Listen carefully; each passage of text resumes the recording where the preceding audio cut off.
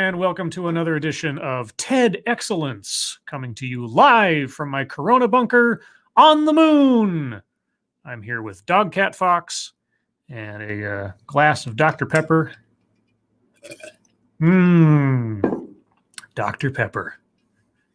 And we are here on a Saturday morning or afternoon, depending on where you are, to learn something. That's what we're here to do. To learn something. I like being educational. Say hello to those of you who have decided to join me on this little adventure this morning. Asian Hippie, hello. Tall Person, hello. Attack Alpaca, hello. Keeverdam, hello. Quinn the Cultist, hello. John Miller, hello. The Gayest Person on YouTube, hello. And Quinn the Cultist is not a fan of Dr. Pepper. Well, we can't all be perfect. Anyway, guys, what are we doing today? Well, I found a little piece called Privilege and Embracing It for Good. Because if you have privilege, by default, you're using it for evil. Or at least that's the implication. So our speaker today is going to educate us on how to use our privilege for good. Elish Norn, hello. Kiaxa, hello. Zombie Teddy, hello. All right, so as per usual, I'll play the first few seconds of this.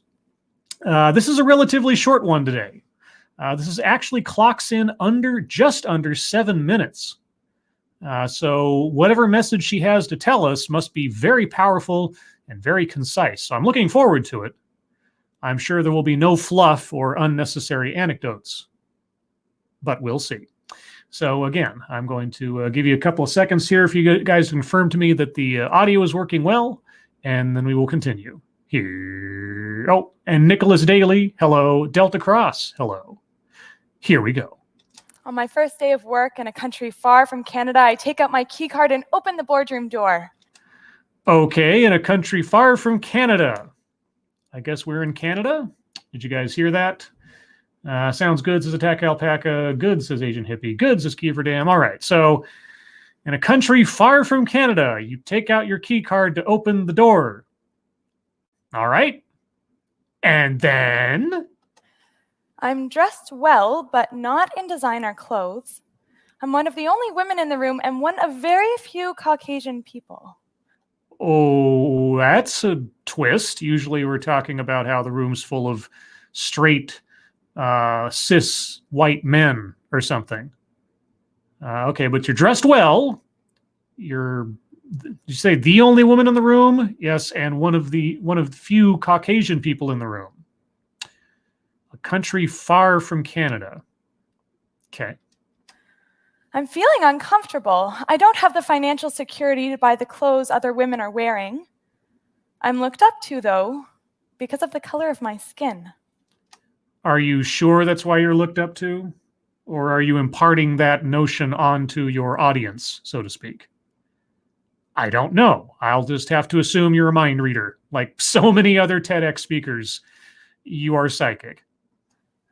Finally, the board meeting is about to start and a national male colleague leans in and says loudly, "Kelsey, you're too pretty to be at this meeting." I'm sure that happened.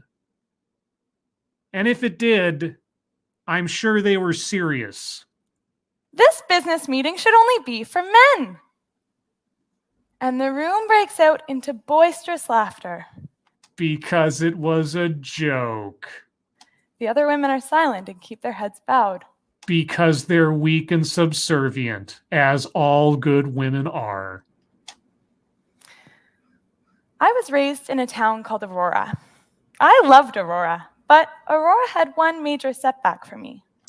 It was too white? I'm just guessing. Most of the people I was surrounded with were the same. Am I close or am I dead on?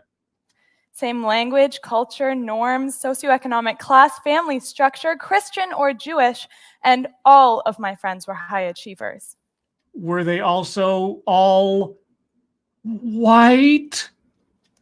I didn't even know that Aurora had a food bank until I was in third year university and specifically looked for it. Wow. Okay. Out of curiosity. Growing up, I believed my worldview to be broad. Oh, you're broad, all right. Oh. After all, I had traveled with my family and I was learning French in school. If learning French in Canada, it's shocking. But my perspective started to change when I lived in a rough part of a massive foreign city for the first time. A rough part, you say? What is this foreign city? What country were you in? I'm dying to know the grand disparity between your cushy little life in Canada and this rough country far away. In this city, I interacted with people living in extreme poverty. And I perceived the plight of people living in the streets, surrounded by litter and always lightly coated in dust and dirt. Sounds legitimately terrible. So this is something you had to feel guilty for? Still, I separated the categories, me versus them. Almost like two completely different species, different language, culture, norms. Well, you were in another country, so conceivably it was a different language and a different culture and different norms. If you're talking about class separation, well, that's true anywhere there are class disparities for the most part. It is a different living experience if you have versus if you have not.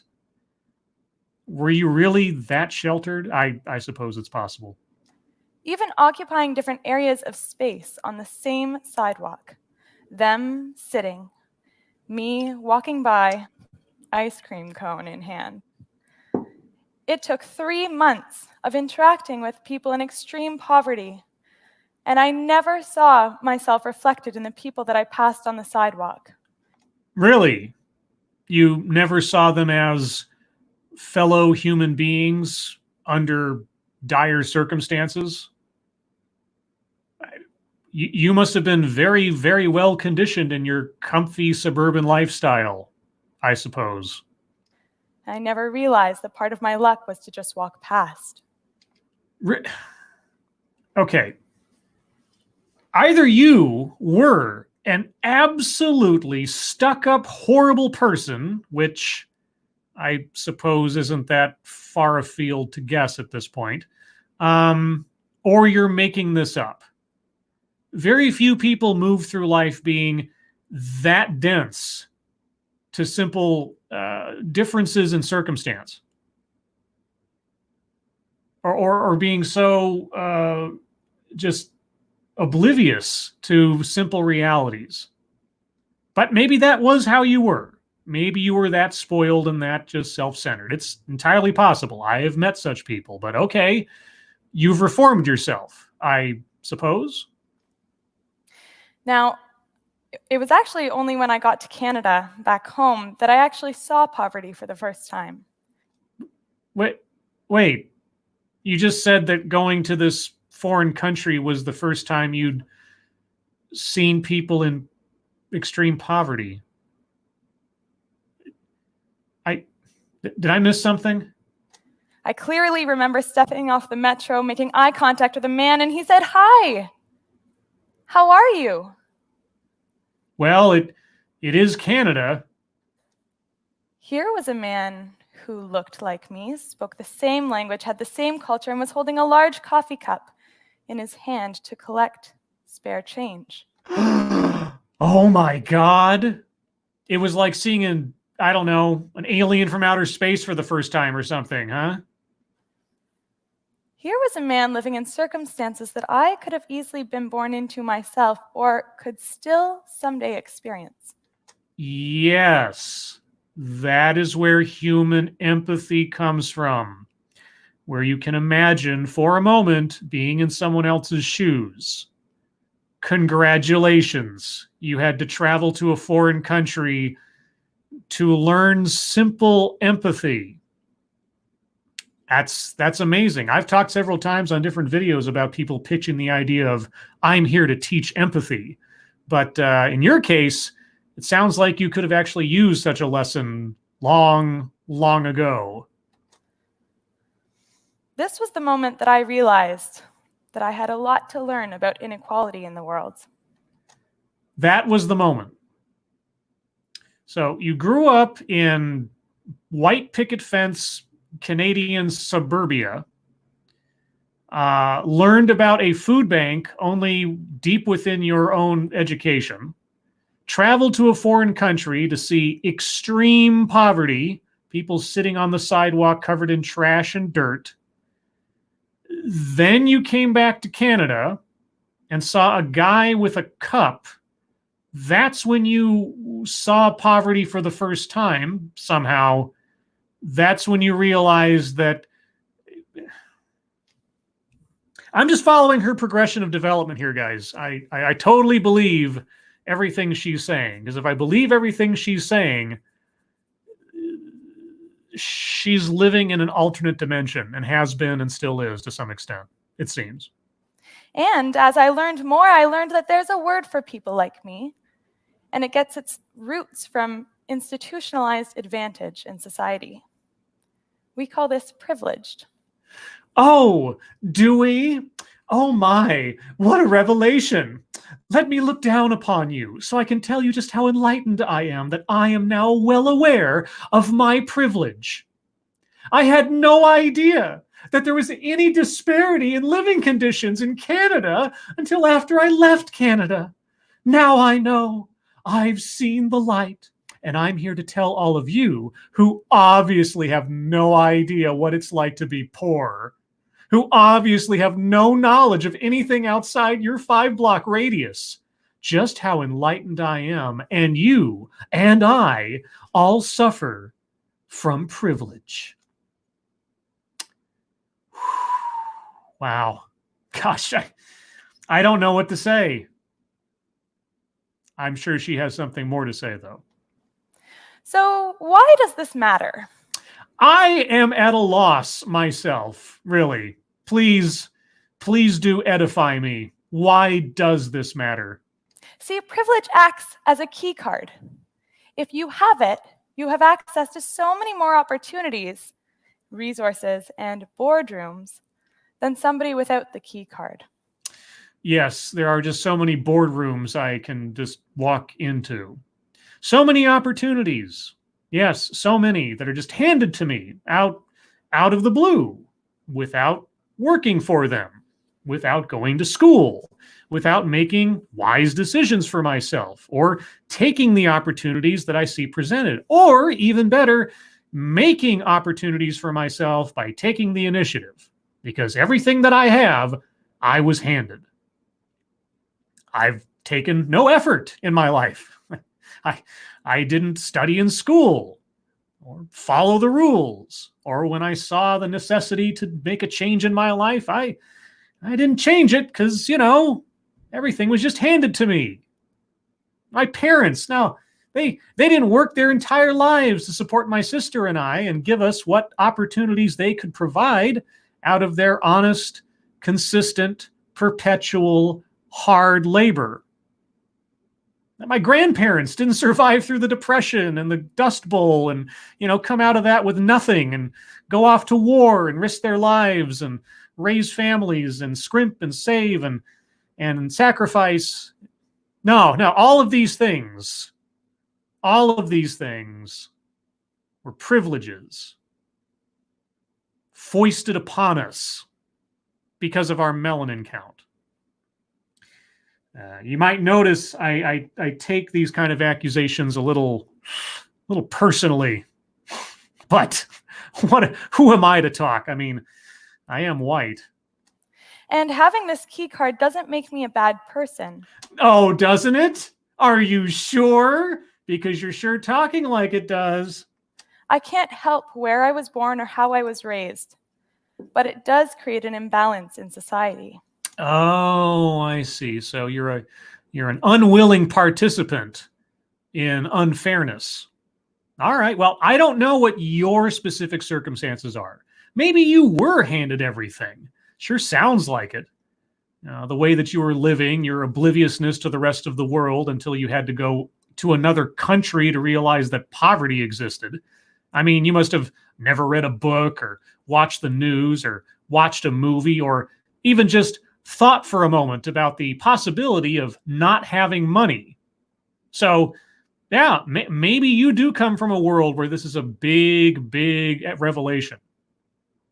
That says more about you than it does about anyone else who just happens to, quote unquote, look like you. So there's two questions that I'd like to ask about privilege. Oh, okay. Boy, oh boy, questions. All right. I'm ready. I love questions. Go ahead. And the first is, how does privilege affect us? Affect us. How does it affect us?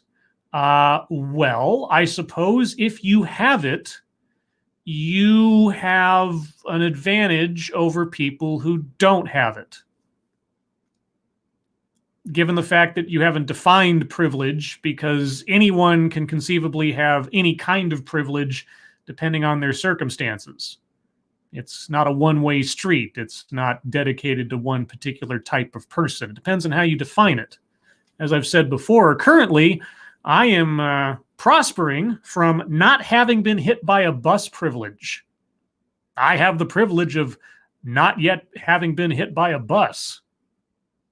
And as long as I'm never hit by a bus, I'll have that privilege, because I do. So, yay. Well, this key card, privilege, it's not permanent. What? Wait, whoa. Sorry. This key card privilege is not permanent. If your privilege is conditional, then it's not a privilege. It disappears and reappears within new borders and environments. Take my experience of being the woman in the boardroom far from home. At once, I experienced privilege for my skin color and lack thereof for my gender. So your privilege is not guaranteed. If it's not guaranteed, then it's not a privilege. Privilege comes and goes at different points in our lives, depending on what aspect it is. I'll just refer to my previous two comments, which say the exact same thing again. Skin color, for example, is permanent, but financial freedom is not. So then skin color does not equate to financial freedom. That is the only conclusion I can come to after you make those two statements. So being white does not guarantee financial freedom, correct? The second thing is that privilege, this key card, it comes in all different shapes and sizes. Even within this room, we all have varying levels of privilege. So we are all one to another differently privileged based on various aspects of who we are. Because even if we share the same skin color, financial freedom is not guaranteed. So it's not really a privilege, is it? Depending on the culture that we're in, we experience privilege or lack thereof based on our gender, race, ethnicity, and culture, financial freedom, physical ability, sexuality, and the list goes on. Yes, it does go on and on and on because none of this is certain. Everything is circumstantial. Some things are resultant of choices that have nothing to do with your physical makeup, which means that none of it is inherently a privilege. At the core, privilege is all about having access to opportunities and resources free of inhibitions that allow us to achieve success within the institutions that shape our societies. No one has such things. Okay. Well, let me give you an example of what I mean. let's say, and I'm just going to guess here, that our speaker is coming from a very, very well-off family. Her family could indeed afford to pay for her to go to the finest schools. Perhaps they're well-connected and can get her a place in a really good college, or even get her a spot in a really prosperous business or something. Okay. That doesn't mean she has carte blanche to go anywhere and do anything. It doesn't. I mean, maybe she never has to pay for a meal again, right? Maybe she never has to pay for rent. But she can't just walk into any business or any institution and assert her authority over anything, barring her actually having earned it in some fashion, because there's something you cannot buy, and that's respect, that's experience, that's wisdom. And there are lots and lots and lots of places and organizations and groups and circles in this world that don't give a rip about how rich you are. Because usually, if all you've got is how rich you are, people see through that real quick. Either that, or they try to take advantage of you, which is them taking the initiative to, I don't know, curry their own version of privilege, I suppose. Yes, it is a heavy burden. Take a deep breath. It's okay. We understand. So this leads me to my second question. Oh, that was a question? That whole thing was one question? Oh, okay. I'm ready. What's the second question? What do we do about our privilege? Well, I suppose the only thing to do is to get rid of it. Otherwise, you're participating in a oppressive and evil system that is taking advantage of other people and taking things away from the poor and the downtrodden. So give away all your money. Don't use any of your abilities or skills to get ahead in the world, and just stop moving. It's probably the best thing to do. Thank you, Manic. Dogcat Fox. Hiya. It's Dogcat Fox. My favorite Dogcat Fox, for there is only one Dogcat Fox, and she lives with me on the moon. Thank you, Manic. Well, I can't help where I was born or how I was raised, but I am living in an unequal world. Okay, well, call yourself the equalizer. What will you do to resolve this problem that you are? We are a team. No, we are not. And as my friends and colleagues, I'd like to ask you to help me keep my privilege in balance. Why don't you take care of yourself? You are not my responsibility. Tap me on the shoulder or take me aside discreetly if you think I've let my privilege cloud my vision. Why don't you take responsibility for yourself? I am not here to mind you, to parent you. You are conceivably an adult. Your life, your problems. That's all. If you're wondering when these moments might be, I'd like to offer a few opportunities. Oh, I think this entire TEDx talk so far has been an opportunity to tap you on the shoulder and saying, hey, you sound a little self-involved. You sound a little arrogant. You sound a little bit, I don't know, virtuously smug. You might want to check yourself on that. Do you assume that everybody gets around the same way that you do? No, because I walk everywhere and I see people driving, so it's a pretty easy equation to solve in my case. Try taking only wheelchair accessible routes for the day. Wouldn't that be a form of disabled appropriation or something? Or do you assume that all your family and friends can enjoy the same restaurants and cafes that you do? Oh, no. I can't assume that at all, because every single one of them who happens to be gluten intolerant lets me know every time that they're gluten intolerant. Try living on just a few dollars a day. Well, given the quarantine, that's kind of what I'm doing now. So, okay, you got it. Finally, do you ever wonder what it might be like to be a woman or of a different ethnicity or culture in any given situation? No. Was that a third question? Because that sounds like a third question.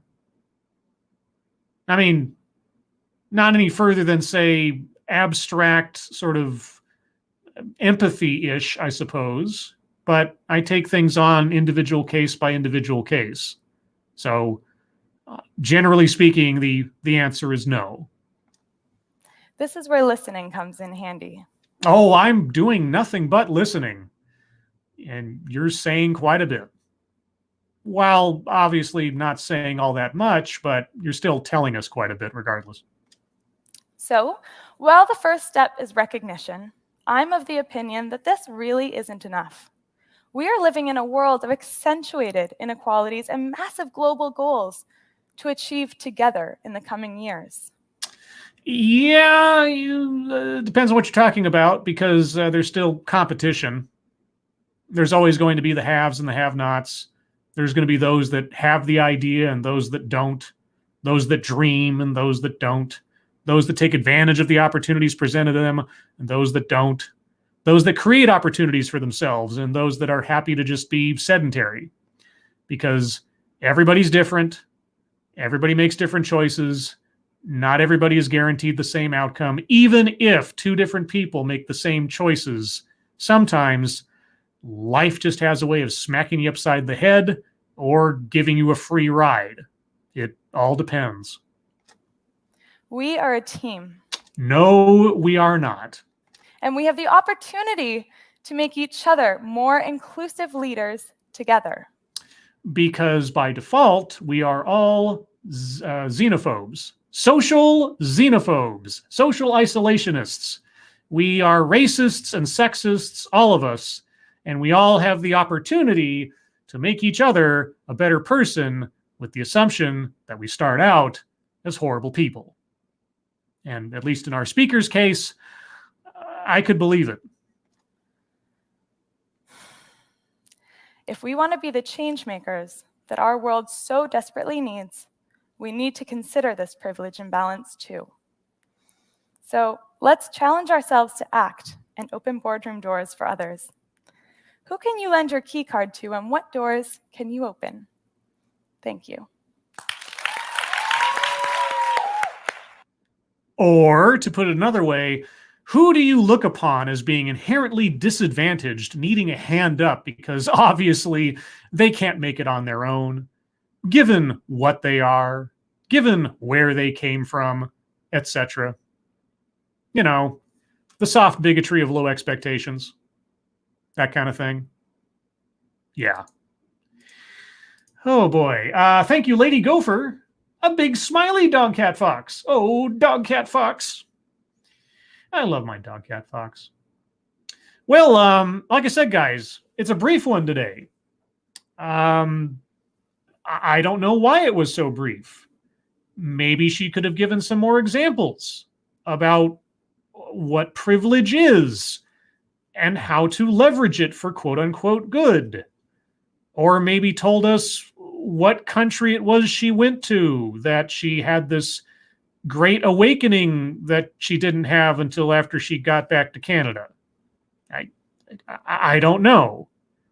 Or maybe she just thought that 7 minutes was enough of her wisdom that everybody else would understand what she was saying. I couldn't say. I mean, that would be a little arrogant of her, wouldn't it? But yeah, all right, bite-sized TEDx today. I'm curious to know what you guys think, and obviously we have plenty of extra time. I'm probably not going to go the full hour as I usually do because, well, obviously the content does not justify it. But what do you guys think of our speaker and her ideas? I'm going to scroll up a bit and see what you guys were saying during it, since I was so focused on her riveting speech. Keeverdam says, why do these people portray having a good life as a bad thing?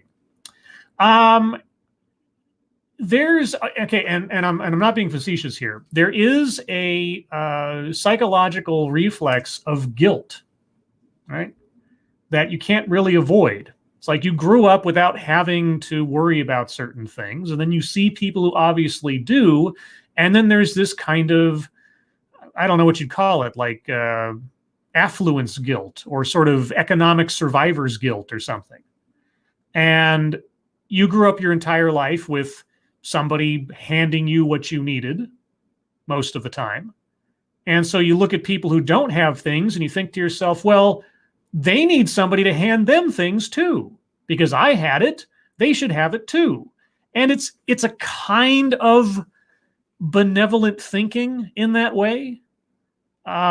Except that, as we've seen more often than not, the person who should hand them things and help them out usually comes from the government. And that's where you get Bernie bros and things like that. So it's one of those, the road to hell is paved with good intentions kind of things. Now, some people aren't nearly that oblivious about what exactly they're advocating for, and some people are just nasty to be nasty, but I think that's at least part of it more often than not. Code Connection, scribe this show in the comments section is like MST3K on steroids. Yeah, I can't say that I don't gain a little bit of inspiration in my content, both this and my scripted content, from years and years of watching MST3K and just being a smartass, generally speaking. Also, my father's humor I grew up with was very much in line with that, so it's a learned reflex. It's probably a privilege or something. Renovescio, a look at her LinkedIn education section. Oh, you looked her up. Well, live research. I appreciate it. It's clear our parasitic speaker never had a problem with her privilege when it was benefiting her to get what were likely unearned scholarships based on gender. Well, I haven't looked her up. I don't know anything about our speaker beyond what we just listened to. So if you say so, I wouldn't necessarily be surprised, given what she was talking about and how she described her growing up and her absolute just blindness to any other circumstance in the world than hers until she was, traveling the world or something? Let's see. No Room for Square says social religiosity. I guess I need to know what you mean by that. I mean, I guess I could see how I could apply that term to something here, but Jay Hess, I'd imagine being a woman, you are constantly anxious.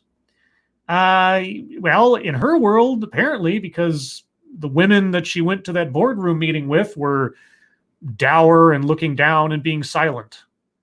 Of course, not knowing where she was or what culture we were talking about there, I'll just have to take her word for it. And then chat jumped. Code Correction says it wasn't Croatia. I don't know where she was. It could have been Africa. It could have been India. Don't know. Let's see. Keeverdam, I'd rather feel compassion than guilt. Why should I feel guilty for living well? Living well isn't bad, LOL. No, it's not bad. It's not inherently bad. It's not evil to do. I mean, there are rich people who are jerks, and there are poor people who are saints. There are rich people who are nothing but benevolent, and there are poor people who are the biggest assholes in the world. It runs the gamut. Class does not determine character. Unless you're playing D&D.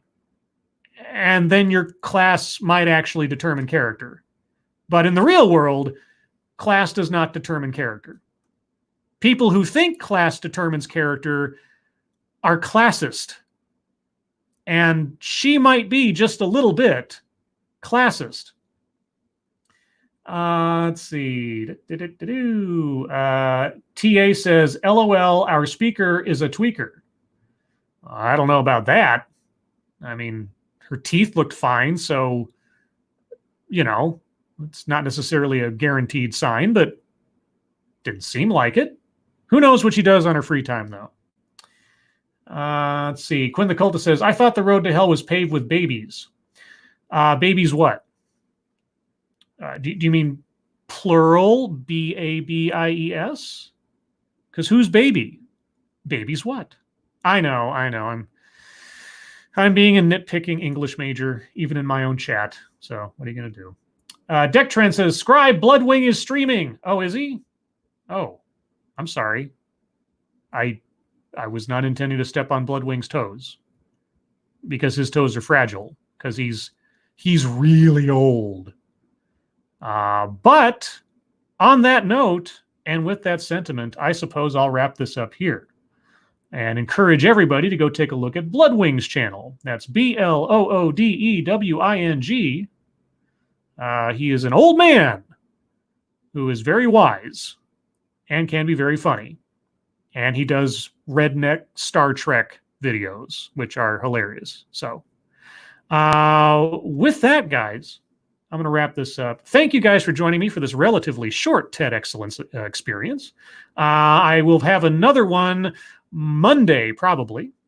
Tomorrow, Sunday, on April 5th, you can find me being interviewed over on Irate Prostate's channel at 2 p.m. Pacific, 5 p.m. Eastern.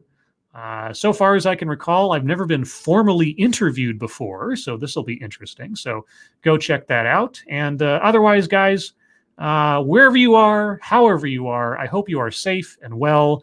If you're not well, please get well soon. Have a good rest of your weekend, and I'll see you guys later on Lords of the Night tonight, Saturday, 6 p.m. Pacific, 9 p.m. Eastern. Boy, oh boy, I almost sound like I'm doing this professionally or something. Bye, everybody.